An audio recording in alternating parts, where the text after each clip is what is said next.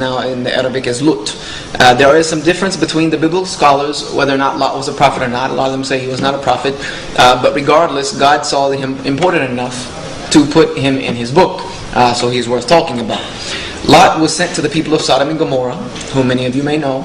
And Sodom and Gomorrah was a complete city that was overrun with the sin of homosexuality. There was a blasphemy before God. And Lot was sent to warn them against this and did not listen. And God ended up destroying this city.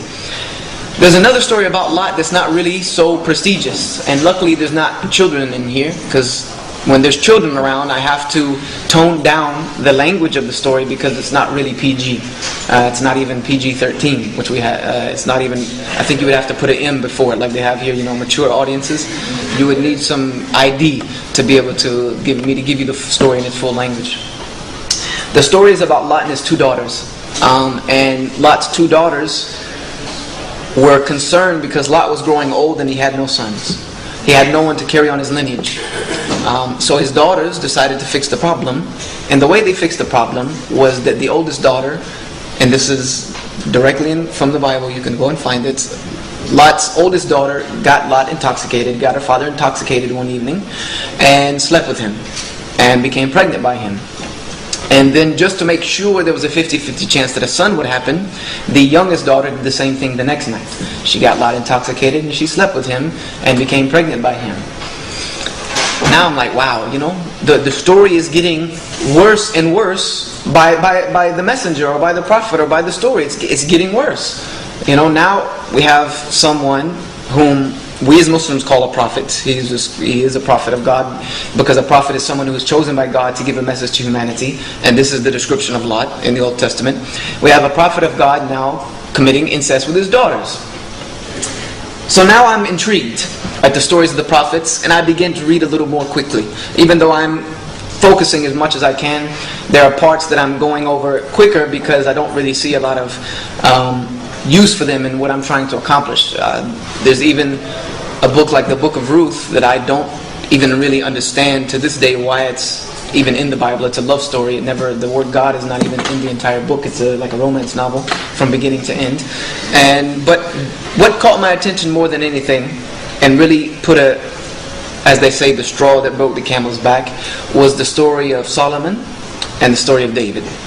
Some of my favorite stories in the Old Testament. And Solomon was known as the greatest king of Israel. And he established the Temple Mount. He was one of the greatest kings that Israel ever knew. He established the Mount that what the Jews are attempting to rebuild now in attempts to bring their Messiah.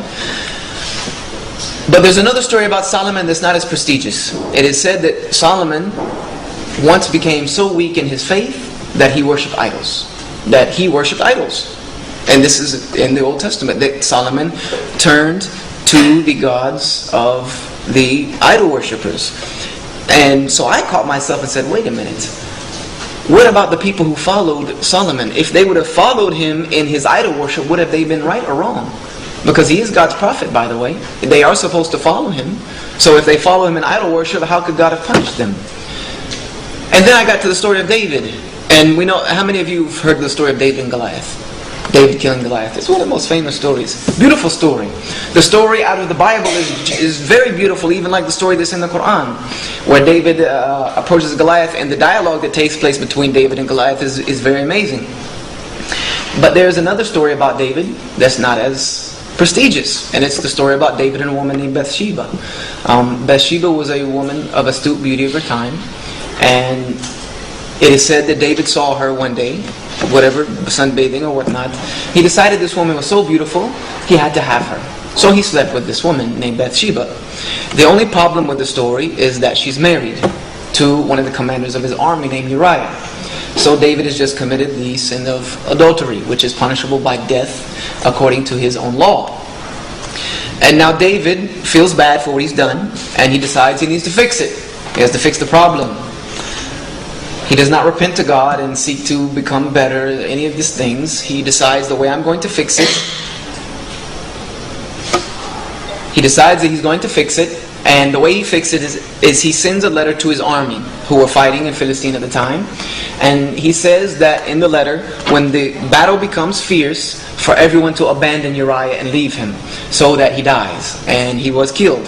And therefore David is now able to have Bathsheba, and there is no one who can say anything about it. So this is at a point where I stopped and I said, okay, enough is enough. Really, enough is enough. Because now, not only do we have a prophet that is given to alcohol so much that he is passed out in his home, butt naked. We have a prophet who is sleeping with his daughters. We have a prophet now who is committing idolatry. And now we have a prophet who is committing